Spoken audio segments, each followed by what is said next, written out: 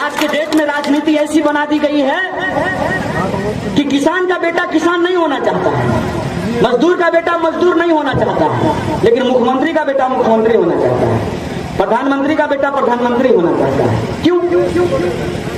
जो हमारा सेवक बन करके आता है हमारे पास चुनाव से पहले, हाथ जोड़ करके, छोड़ दीजिए एमएलए बनने की बात और एमपी बनने की बात, मुखिया बन जाने के बाद ही वो बुलेट से सीधे फॉर्च्यूनर पे पहुंच जाता है। आप तो नहीं पहुंच पा रहे हैं बुलेट से फॉर्च्यूनर पे। अगर हमारे परिवार के लोग किसानी करते हैं तो हमको किसानों को हमारे फसल का सही दाम मिलना चाहिए।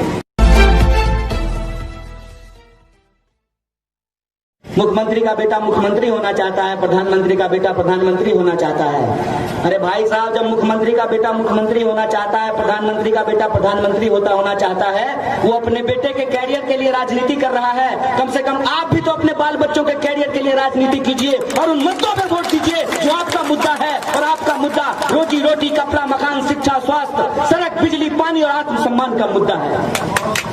ये सवाल हम लोगों को सोचना पड़ेगा। ये सोचना पड़ेगा कि किसी को हरा देने से हम नहीं जीतने वाले हैं। हमारे जीतने का एक रास्ता है, एक मंत्र है, वो ये है कि अगर हमारा मुद्दा जीतेगा तब हम जीतेंगे। और हमारा मुद्दा क्या है?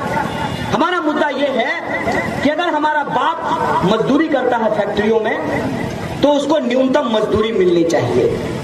और ये हम नहीं तय किए हैं, ये सरकार ने तय किया है कि हर मजदूर को न्यूनतम मजदूरी मिलेगी। अगर हमारे परिवार के लोग किसानी करते हैं तो हमको किसानों को हमारे फसल का सही दाम मिलना चाहिए। अगर हमारे पिताजी नौकरी करते हैं तो उनको ओवर टाइम का दाम मिलना चाहिए। ये इतने पुलिस के लोग खड़े हुए हैं सामने में, इनके बारे में आप बुरा बहुत सुने होंगे। इनके बारे में आप सुने होंगे कि ये लोग जो है 10 रुपया 20 रुपया रात को ट्रक से वसूलते हैं, ये सुने होंगे। ये नहीं सुने होंगे कि ये किन परिस्थितियों में नौकरी करते हैं, इनको वर्दी का कितना रुपया दिया जाता है। कोई लावारिस लाश जो पाई जाती है, उस लावारिस लाश को जलाने के लिए कितना रुपया दिया जाता है। कभी थाना प्रभारी से ये भी जाकर के बात कीजिएगा कि ये सिस्टम चल कैसे रहा है।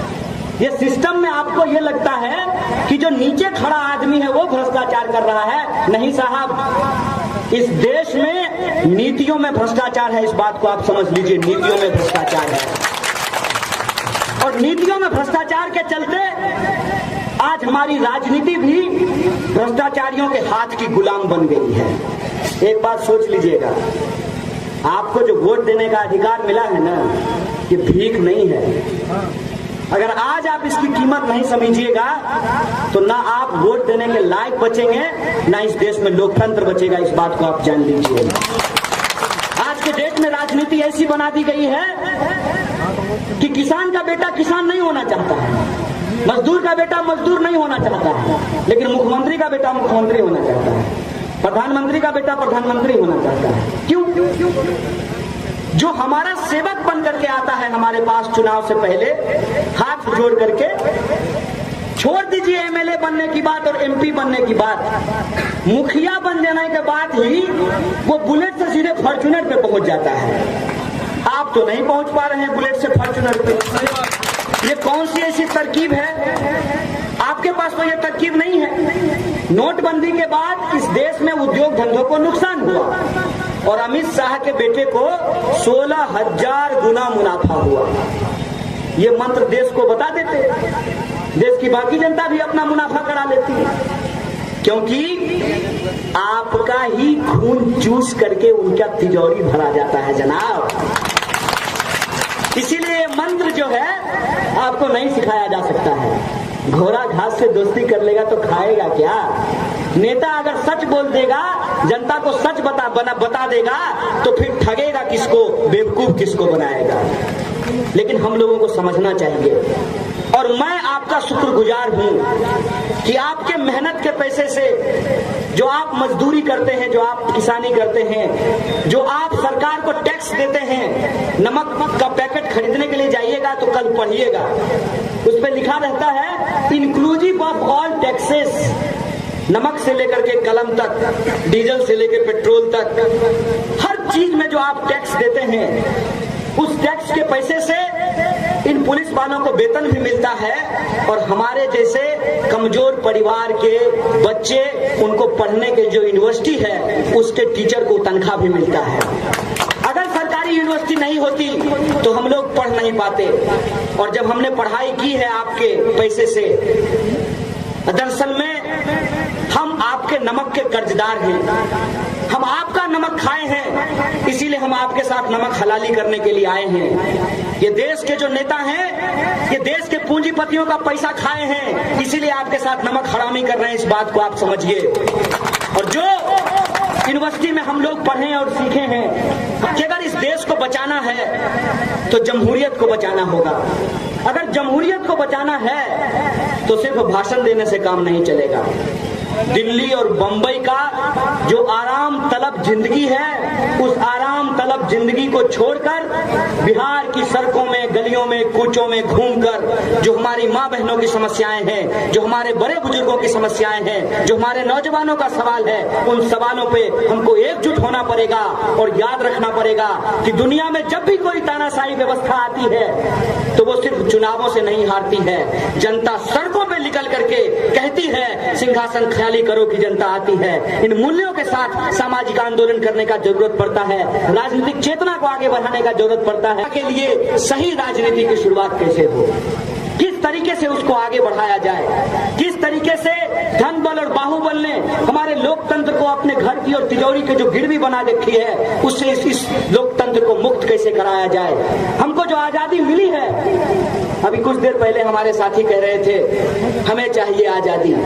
आप में से बहुत सारे लोग सोच रहे होंगे कि आजादी तो 1947 में ही मिल गई। एक बार हमको एक पत्रकार ने पूछा कि किस चीज से आजादी चाहिए, आजादी तो 1947 में ही मिल गई। तो हमने कहा कि आपके जन्म लेने से पहले आपके दादाजी ने घर बना दिया था, तो क्या आप उस घर में झाड़ू नहीं लगाते हैं? अभी दिवाली आएगा तो उसमें चूना लगवाएंगे कि नहीं लगवाएंगे? ईद आएगा तो उसको सजाएंगे कि नहीं सजाएंगे? बाप दादा घर बना करके चले गए तो उसमें झाड़ू ना लगाएं? 1947 में जो आजादी मिल गई, तो क्या उस आजादी को बचाने के लिए देश में जो बची खुची गुलामी है उसके खिलाफ आवाज बुलंद करें कि नहीं बुलंद करें? तो जो आजादी हमको मिली है, उस आजादी को बचाने के लिए, जो समाज में बची खुची गुलामी है, उस गुलामी को हराने के लिए हमको आजादी का तराना गाना पड़ेगा और इस मानसिकता से बाहर निकलनी पड़ेगी कि हमारा काम कोई और करेगा। इसीलिए हमने कहा कि ना हम नेता हैं ना रहनुमा हैं। आपकी इस लड़ाई में हम आपके साझीदार हैं, कंधा से कंधा मिला करके आपके साथ चलना चाहते हैं, क्योंकि जो आप झेलते हैं वही हम भी झेल रहे हैं। और हम नहीं चाहते हैं कि जो आपने झेला वही आपकी आने वाली पीढ़ी झेले। जो संविधान का सपना है कि हम भारत के लोग भारत को एक प्रभुत्व संपन्न, समाजवादी, धर्मनिरपेक्ष, लोकतांत्रिक गणराज्य बनाने के लिए, इन मूल्यों के लिए, इन मानकों के लिए, इन प्रतिमानों के लिए हम संघर्ष करें। और हमने इतिहास में ये पढ़ा है और हमने ये सीखा है कि जब जब ईमानदारी से कोई लड़ाई लड़ी जाती है तो वो लड़ाई हर हाल में जीती जाती है। इसी आत्मविश्वास के साथ आप लोगों से आपकी दुआ के लिए, आशीर्वाद लेने के लिए आए हैं। और हम जानते हैं कि हमारी लड़ाई और हमारी क्षमता छोटी है। एक कहानी बता करके अपनी बात मैं खत्म कर दूंगा। एक बार एक जंगल में आग लगी, बड़े बड़े जानवर खड़ा होकर के तमाशा देख रहे थे। एक कोयल अपनी छोटी सी चोंच में पानी भर करके उस आग को बुझाने की कोशिश कर रही थी। बड़े बड़े जानवर उस पर हंसते हुए कहा कि तुम्हारी छोटी चोंच से यह आग बुझने वाली नहीं है। कोयल ने कहा आग तो जरूर बुझेगी। कोई ऐसी आग नहीं है जो लगती है तो बुझती नहीं है। कोई ऐसा नशा नहीं है जो चढ़ता है तो उतरता नहीं है। कोई ऐसा सूरज नहीं है जो निकलता है तो ढलता नहीं है।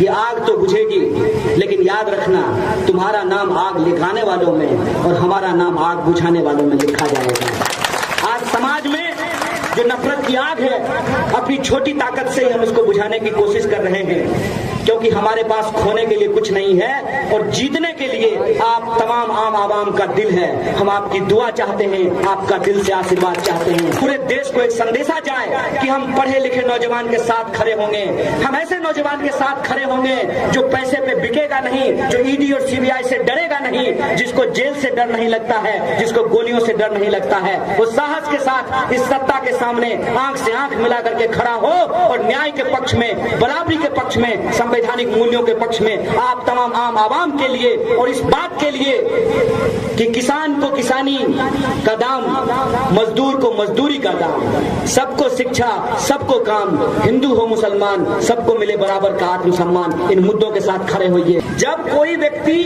भाजपा के खिलाफ बोल रहा होता है तो वो सेकुलर होता है, और जिस दिन वो बीजेपी में शामिल हो जाता है तो वो कम्युनल हो जाता है।